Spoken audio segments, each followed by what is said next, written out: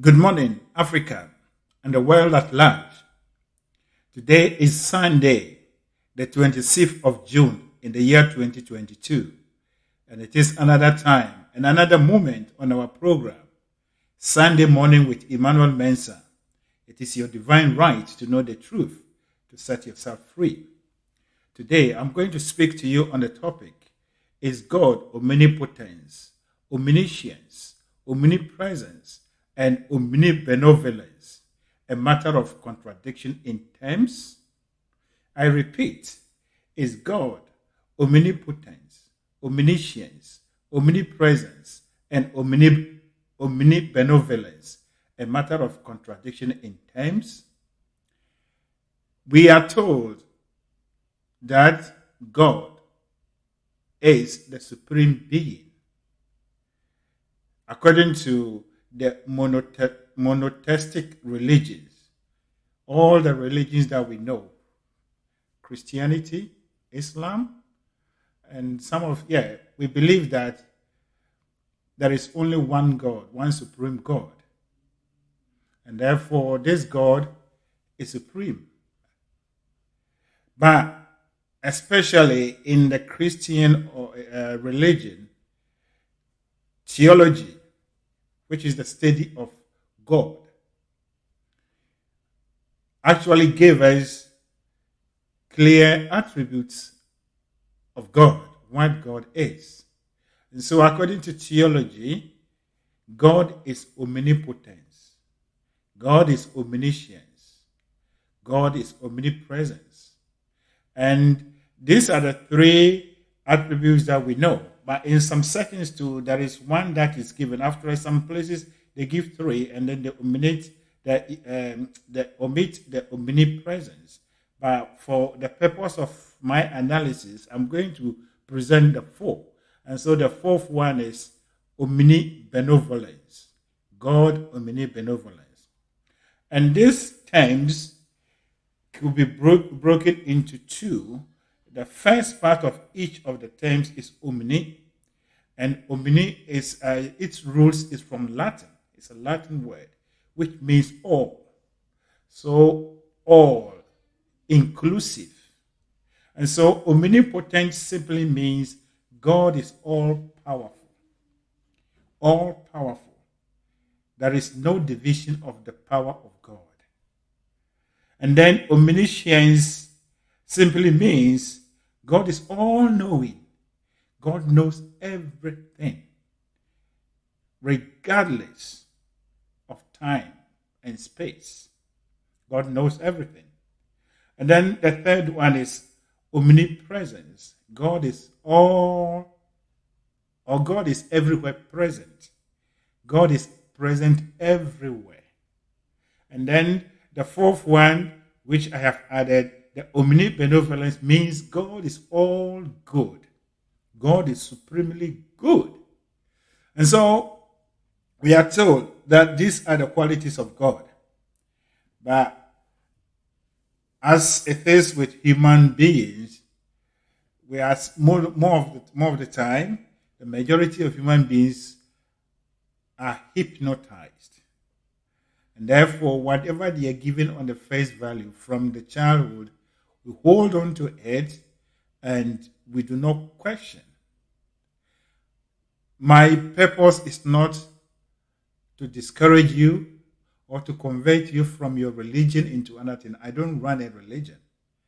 But my purpose is to open your eyes and your minds to the truth, such that whatever religion you find yourself in, you'll be able to practice your religion in alignment with the truth.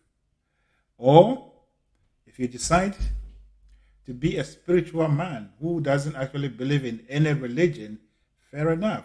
But I do not convert anyone, and I'm not here to change you or to do that. Mine is to present the truth to you. And whatever you will use the truth is entirely up to you. The determination is to expose one another to the truth, such that we will rise up. There is something that is more or less a lead on our minds. And it is only when we open this lead and set ourselves free from that bondage that we can actually rise to do great wonders.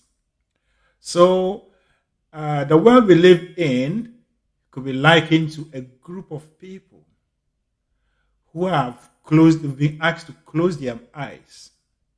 And so they are walking through a field. On this field, you have beautiful flowers. Everything is beautiful, green and everything. The skies are bright. Everything is that the sun is bright, everything. But they've been asked to walk with their eyes closed. So what they see with their eyes closed is darkness.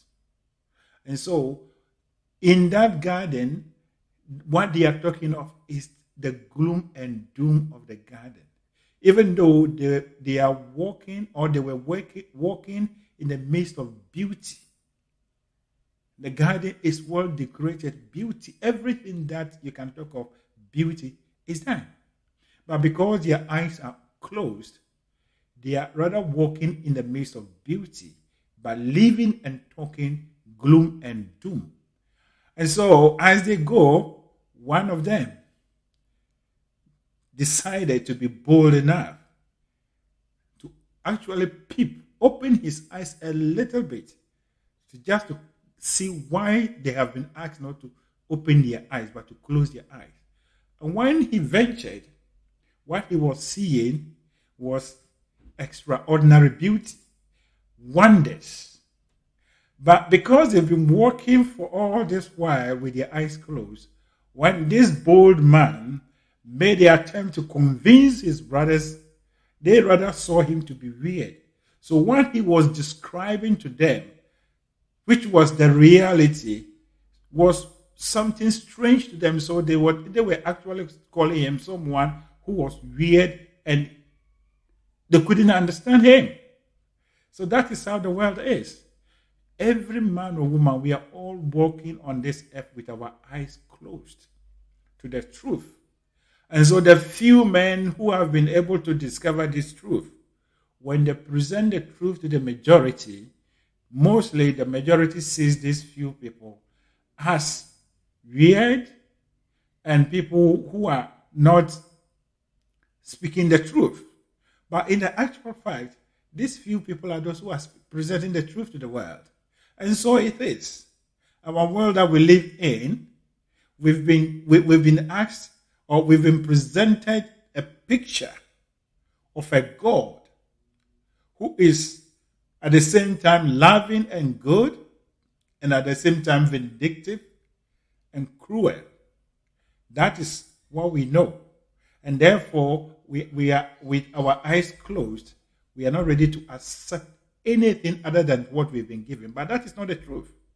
So what I'm giving, I am just one of the few who has stumbled upon the truth. And I've decided to share it with you, my fellow Africans, and humanity. And anyone listening to me, it is your responsibility, it's your duty to begin to look at these things. The only time that a man or woman is actually living as a human being is when he or she has started asking himself important questions about his own existence. Not what you are reading in books, not what you are being told by the leaders and whatever, but what your heart tells you is the truth. What your heart tells you is the truth. And so the situation I have presented, I want to present it in a different setting from the African perspective. When we were growing up in our days, we were told that when you were eating as a child and you sing, your mom or dad, someone close to you, will pass away. And that is what was put into our minds. So some of us, we grew up with this mentality. And I, for one, I grew up until I went to University of Ghana.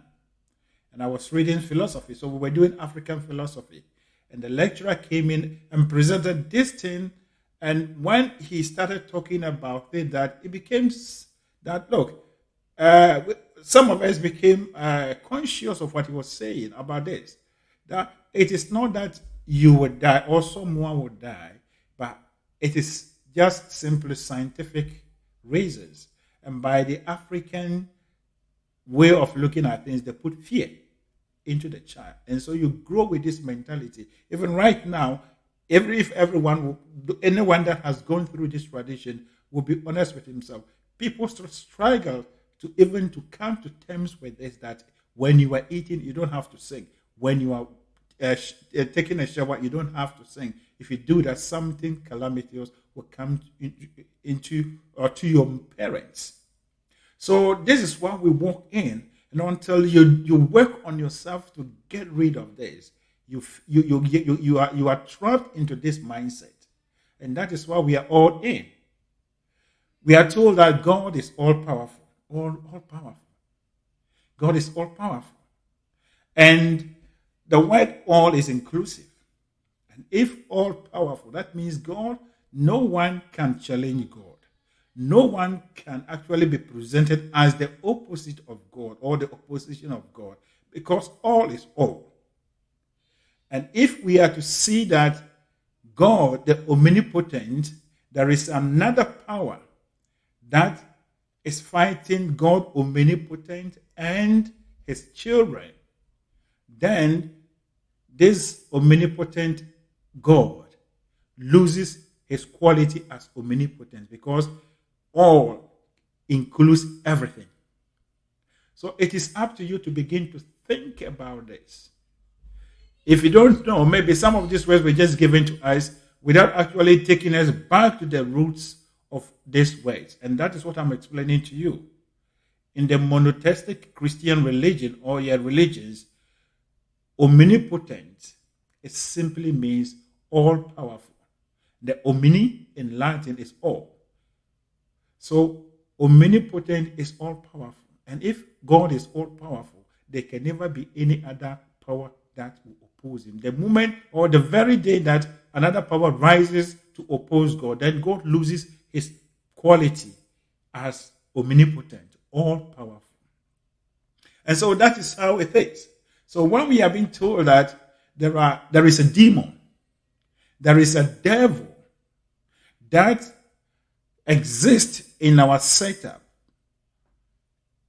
that is fighting against God's children, then it means that demon, that devil, has taken a portion of God's omnipotence status. And therefore, God is no longer omnipotent.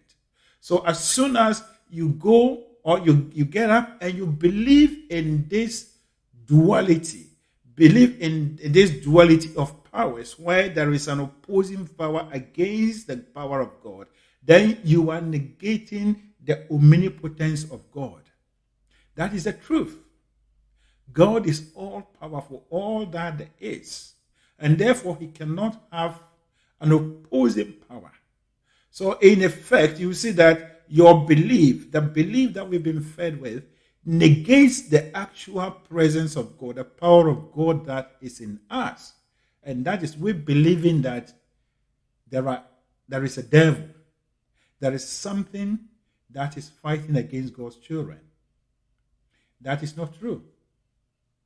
God omnipotent, God will lose his quality as omnipotent if there is to be an existence of a devil that can fight against his children. And God's all-powerful status actually is questionable, that he could not protect his children such that another power can come to torment his own children.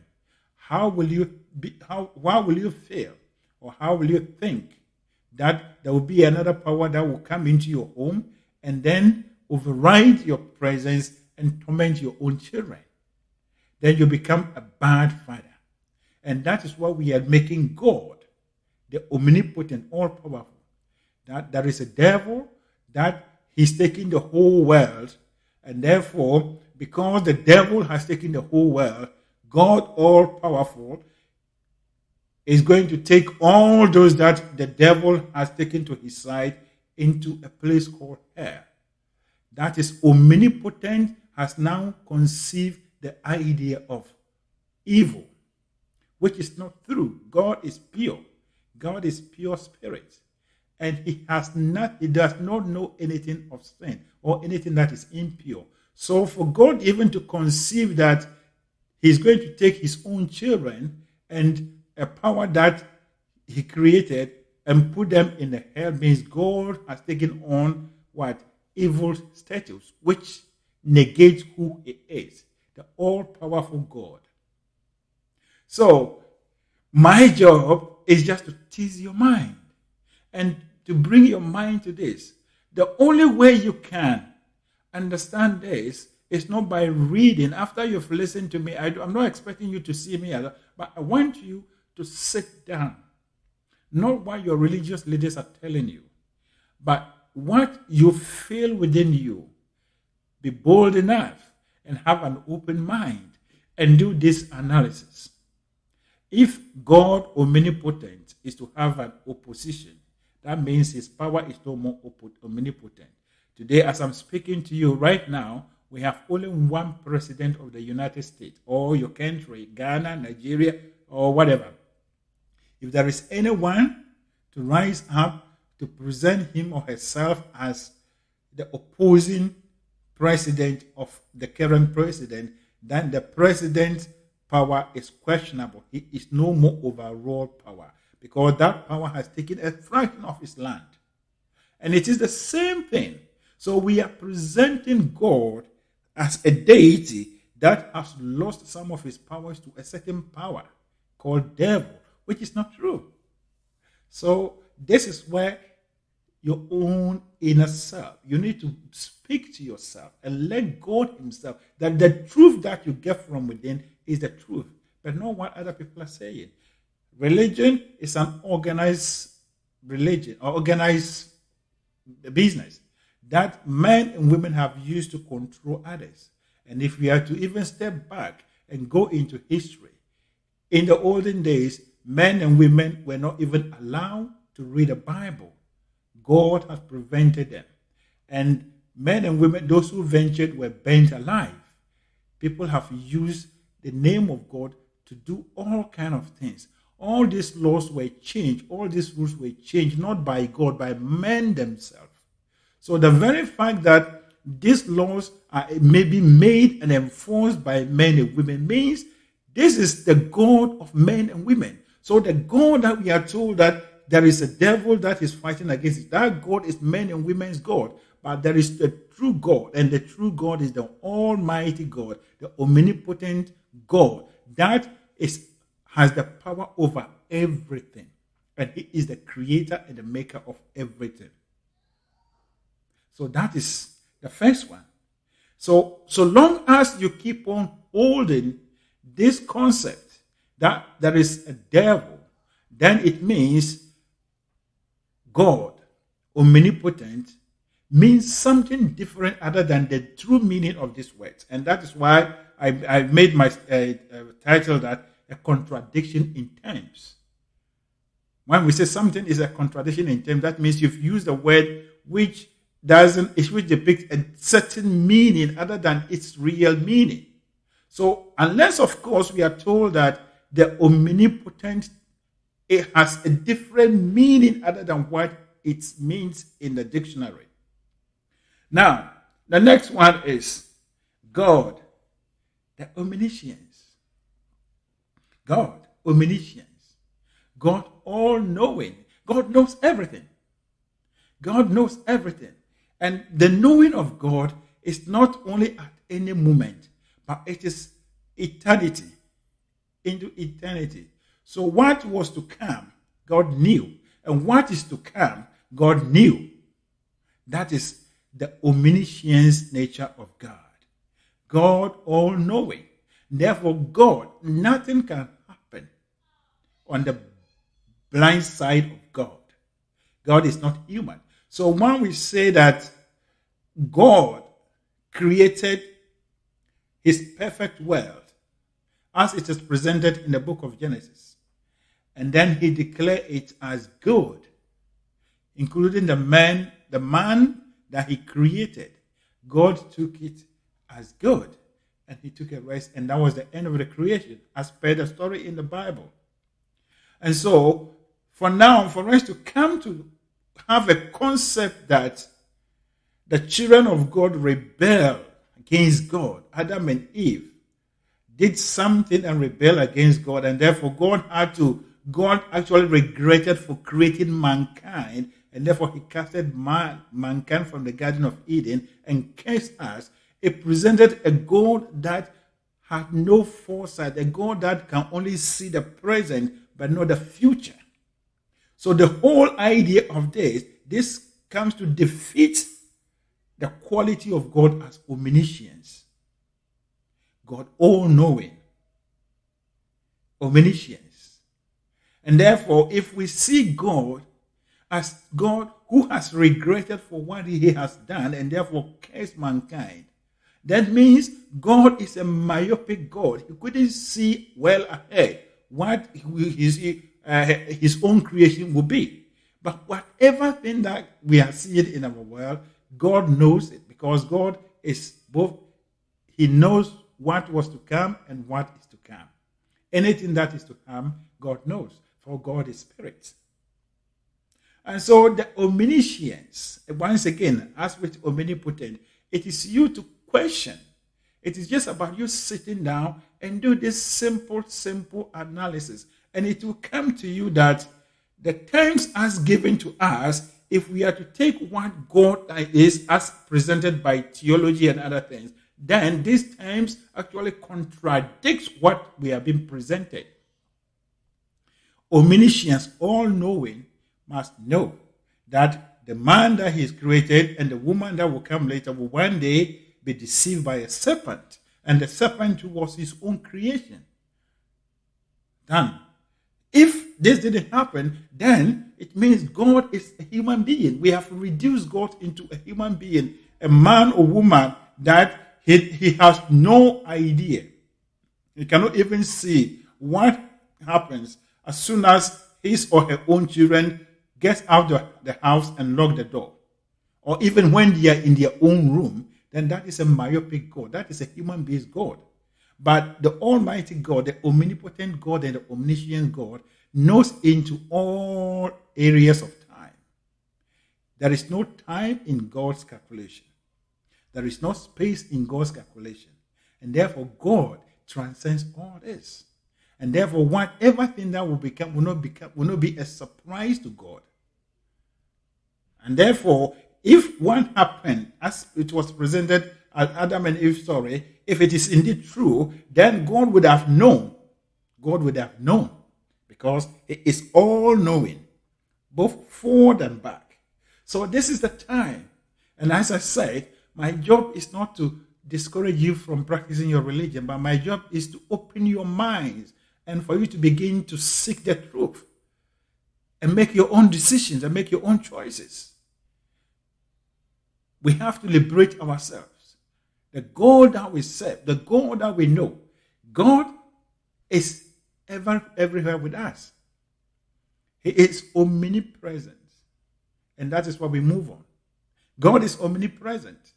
And omnipresent means God of everywhere. God is everywhere.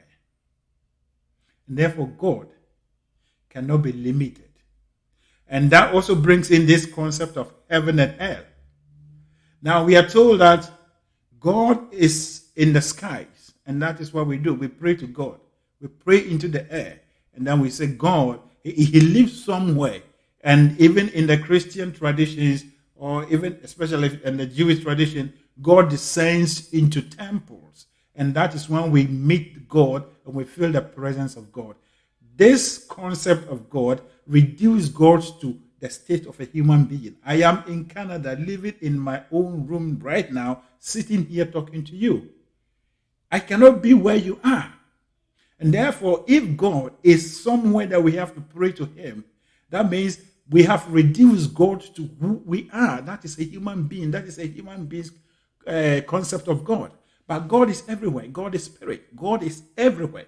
And therefore, for mankind to even to conceive that one day God will gather all of us at a corner of the earth or whatever, and then that place will be called heaven, and then there will be a place for other people that will be called hell, for all of them to die there, then it means God is no longer everywhere.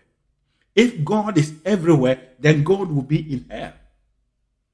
If God is not in hell, then God loses his status as God omnipresent. And that also brings us today that this hell thing and everything is like we have been hypnotized. It's just like the men that were walking in the midst of beauty, but they've been asked to close their eyes, so they are not seeing the beauty. And so today, as I am presenting this message to you, most people who are deeply into religion will find it difficult to even accept what I'm saying, but that is the truth. And this picture is a complete picture of what I gave in this analogy. It's a direct example. But God is omnipresent. God is everywhere. And that is why in the book of John, the Bible, we are told that God is spirit. And those who worship God must worship him in spirit and truth. So God is spirit. Spirit is everywhere. Spirit is the only thing that cannot be broken. You cannot destroy spirit. You cannot catch spirit. You cannot do anything. Spirit is everywhere. And that is life. So we are surrounded. We are filled and surrounded by the presence of God. That is the Spirit of God. And that animates everything. Everything that you have around you everywhere is the Spirit of God animating everything. So God is with you wherever you are. And that will be there. That is the truth forever. So when you depart from here, you leave your earthly temple, which is your body, you go back to God, who is spirit. You go into the spiritual world and you become one with God. So this concept that God will one day push all of us into somewhere that we call heaven, and then others will be put into hell, and that it is the human being's concept of God. If this happens, then God loses his nature as God omnipresent. For if God's attribute of omnipresent is to hold, then God must be in hell. And if he's not in hell, that means he's no longer omnipresent. That is the truth. That is the truth. And then the last one, which is the fourth one, is God omnibenevolence. That is God. God is all good. God is all good. There can never be anything other than good in the nature of God. All inclusive. And if this is true, then we have a very strong proposition to even destroy the concept of heaven and hell. If God is all good, supremely good, then there can never be an instance where God supremely good would think of taking his own children into hellfire. If that happens, he loses his status. He loses this quality as God omnibenevolence. God is no longer good, because whatever thing that was described as hell is not the goodness of God.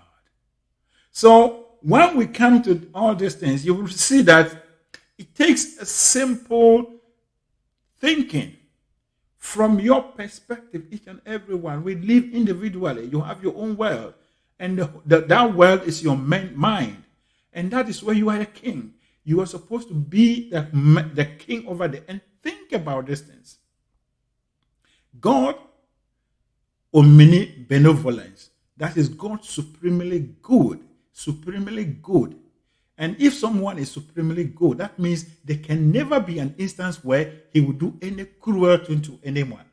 And therefore, this concept of hell is something, a contradiction to the nature of God.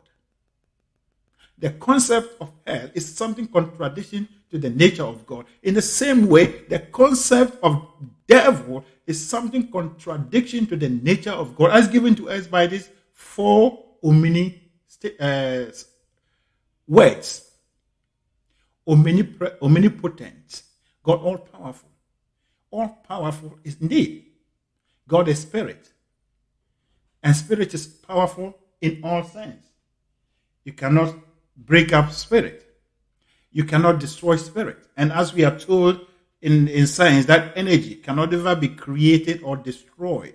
You can only transform energy in the same way. And that is spirit manifesting itself in another form. So energy, whatever, your spiritual state is the energy. All human beings, we are made of energy. Everything in the universe is controlled by energy.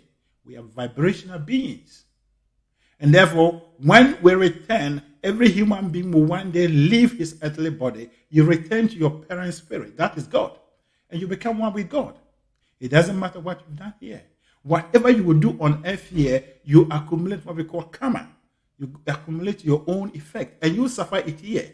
But that doesn't mean that God is no longer loving you. God is the one that leaves you. If the Spirit of God leaves you, then you are no more a human being. Let us begin to do this analysis. God omnipotent is God all-powerful, and therefore he cannot have any opposition. God is spirit. God omniscience is God all-knowing. All-knowing. And all-knowing can never fail to know what he's creating will be in the future. And God, omnipresent, he's everywhere. God is the spirit, or the formless substance, as used by Wallace Wattle, is the formless substance that permeate, and fill the interspace of the universe. There is nowhere that you go that you will not feel the presence of God. The tree you are seeing, that is God in action. The soil you are walking on is God in action. The air you are breathing in is God in action. Your fellow human being is God in action. So God is everywhere. And that is why St. Paul said, even if I dig the ground and bury myself, God is there. No, the psalmist. The psalmist says, if I dig the ground and go there, you are there. If I go high into the skies, you are there. Even I go into the belly of the sea, you are there. So God is everywhere. And these are the words of King David, the writer of the book of Psalms. So this is what we need to begin to work on ourselves, to ask ourselves this simple analysis. And you will come to the truth that God, as presented to us, is more than that. God is all-knowing. God is all-beauty. God is omnipotent. God is omnibenevolence. God is omniscience. And these things, He is them just as they are. And it is you as a human being who is an individualization of this nature of God. And therefore you have all these qualities. You are not going to hell. And know what? You are not going to hell, but you are going back to God Himself. And one day, if you will be given the opportunity to come back to this earth to correct your errors. And as the Bible says, go to the ant, the sluggard, and learn his ways. And who is the ant? That is the nature. Nature presents us everything for us to use to understand who we are. And then we will understand God. Know thyself. Know thyself. Begin to think of knowing your own self. Who are you? You sit down and ask yourself, who am I? And it will interest you to know that when you begin to ask this question, you come to realize that your own self, as you are sitting here, that you call yourself this and that, you are just the development of a sperm and an egg. So when the question comes out, who am I? You are a sperm and an egg. And this thing is the fusion of the masculine and the feminine. That is God put together. And that becomes you. So while you came about, it's an invisible way of expression. And that is the beginning of the self-expression of God. So you are a spirit. And as you came, so you would disappear from this earth into the spiritual world where you came from. So we are all spiritual beings. Whatever anyone is doing as bad or whatever, he's only using the Spirit of God negatively. And he accumulates his own pain here, but in the spirit there is nothing as evil. Because they can never be evil in the presence of God. So as soon as you return to God, you are given the right to be part of God. Now, if you want to take, I use the nature, I say go to the sluggard, go to the ant, you the sluggard. That is nature. If you take the sea, go to the sea and take any quantity of the seawater, bring it home. You can even decide to add color to it. Take it back and pour it into the sea. It neutralizes everything. And the water that you've taken and poured it into the sea becomes part of the sea. It will not remain the same color forever. It will neutralize to become the color of the sea.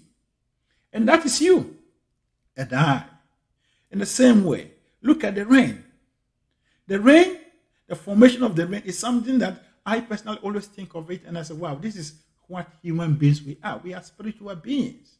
So the rain falls, the water collects on the ground, then the water evaporates and goes back, condenses and forms clouds and returns to the earth.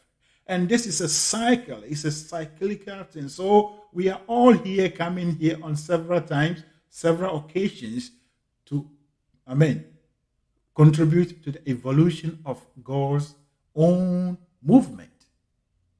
That is the truth of life. So no one is dying to go to hell. We are all dying, or we are not dying. A human being never dies. The human being only transitions into another world. So you are never born, so you will never die. You are a spiritual being. A spirit is eternal, and that is why a spirit is omnipotent. You are the spirit of God, and the spirit of God cannot be destroyed. And if God is going to destroy his own spirit, that means God is going to destroy his own self, which it is not. And therefore, this idea that we are going to heaven to enjoy and some people are going to strive to suffer is something that every man or woman has to begin to question himself. And as religion has done to mankind, many rules, many laws, many things that have been presented to mankind, all of them have been changed one by one, not by God, by men and women. And the very fact that these laws and rules are being made and changed by men and women means that they are man-made rules and laws. And these two are man-made concepts of the nature of God. The nature of God. Heaven is the abiding peace in your soul. That is why you say you are in heaven. Hell is the turbulence you go through on earth here when you are doing the negative, or you are only thinking and doing negative things. That is the hell on earth here. So heaven and earth here are lived on this earth. And as soon as you leave the earth plane, you go into the beautiful and the nature of God. You go back to the nature of God. I was listening to a clip, and I don't know the man. Someone was talking about heaven and hell, and he was saying that those who doesn't believe that there is a hell, all you have to do is to die and see what happened. Then I listened to the man and laughed. I said, okay, if you are saying that, unless of course you are telling all of us that you have already died and you have experienced that. No one has ever died and came back to tell us what the experience. While people go on, they get the chance to get out of the body and they have this psychic or spiritual experience a little bit and they come back. So whatever people are talking or whatever, it is their own thoughts that dependent on earth here that they have brought back to earth here. But the fact is, if God is to destroy his own creation, then God will no longer be the omnibenevolent God. God will no longer be the all-good God. That is the fact. And therefore, this is the time you need to take up your own responsibility and to begin to ask yourself questions. Know thyself. Know what I'm telling you. Know what any other person is telling you. Your own analysis and your own conclusion becomes what is truth to you. And this is done only when you go deeper into yourself and allow the Spirit to reveal to you. And you come to the point that you come back to the conclusion. You come to the conclusion that I am giving to you, to be honest with you. Because truth never contradicts. Truth never contradicts. So God omnipotent, God omniscience, God omnipresence, and God, Omnibenevolence, all shows absolute state of God. God lives in absolutes. And absolute means all. All means without exception. And therefore, anything, any concept that presents God to that there is an exception of his qualities or these qualities negates the actual presence of God and who God is. And so today, my purpose is to present to you and for you to begin to think about this. You are a human being made in the image and the likenesses of God and given a powerful mind to use to think and develop your own understanding of life. Life is beautiful. Life is wonderful. And that is God himself running through us. And when you seek to understand your own existence, independent of what all other men are doing, this life will expose you, will open your mind for you to have the true meaning. So let us begin to walk in the spirit of truth. As I started, all men and women, per our religions, we are like the men that have been placed in a beautiful garden and asked to walk with their eyes closed. With their eyes closed, all they are seeing is gloom and doom. The only one man that became bold to break that and open his eyes, he saw the beauty and the glory of the garden, which is the nature of God. And that is the same thing we are presenting to all of you. This is challenging your religious beliefs. These are challenging your religious standpoint. But that is the truth. That is the truth. And if you begin to work on yourself, you will see that you will practice true religion, but not man-made religion. And the true religion is spirituality. That is seeing yourself as a spiritual being, always in alignment, walking and doing things in alignment with our parent God. And when we leave this earthly earth, we will go back to our God, we will go back to our Father and become one with him. Just as when we take the sea water and take it back, it becomes one with the sea. That is the truth of life. So that is who you are. So God omnipotent, God omniscience, God omnipresence, and God omnibenevolence are indeed true. And God is all that. He is all that there is. He never shares his glory. And therefore, there can never be anyone that will oppose God, that will take the glory of God. God is everywhere. He knows. And he will always know. He will always know. And he will always be present to be the active force, the active creator in all the universe, such that nothing will go without being taken care of by God himself. God is everywhere. And so that is my message for you today. And it is my belief that this will inspire you. This will cause you for you to begin to ask questions. Whatever you are being told, whatever you've been told, whatever you've been fed with, begin to ask yourself questions and seek answers to these questions. Let a man examine himself. That's part of it. Begin to ask yourself, who am I? What am I here for? Where did I come from? And where am I going? Where did you come from? All of us came from a single sperm and an egg. And that is the nature of every human being. You are just, whatever you are now is the growth of these two things up to where you are. And that is a spirit animating itself the way it chooses. So it is my prayer, once again, and my hope that all of us will begin to do this self-analysis.